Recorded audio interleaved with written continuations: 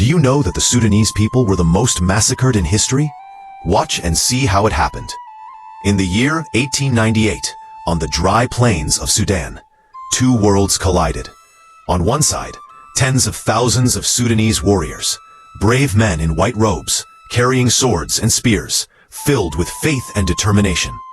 On the other side, the British Empire, armed with cannons, rifles, and the deadliest weapon of the age, the Maxim machine gun. What followed would not be remembered as a battle, but as a massacre. The modest warriors believed they were fighting for freedom, for their land, for their faith. They had defeated invaders before.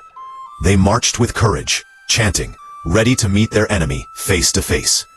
But this day was different. This day, courage alone would not be enough. As the Sudanese charged across the desert, a wall of gunfire met them. The Maxim guns roared, spitting hundreds of bullets every minute. Men fell in waves, the sand soaked with blood. Still, they ran forward.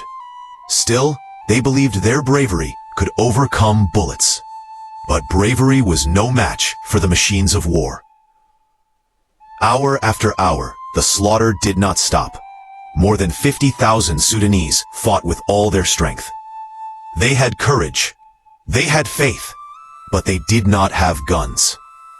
By the end of that terrible day, nearly 11,000 lay dead, their bodies covering the desert like broken shields of a fallen army. The British lost only a few hundred. General Kitchener stood and watched as modern weapons crushed ancient warriors. To him, it was victory. To the world, it was proof of British power. But to the Sudanese, it was heartbreak. It was the day their bravery met the cold face of empire.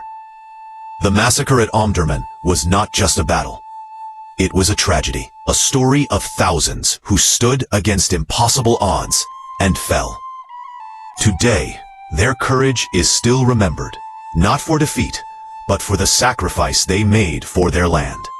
Omdurman remains a painful reminder that true bravery does not always win the war, but it never dies in memory. Subscribe if you want more history stories.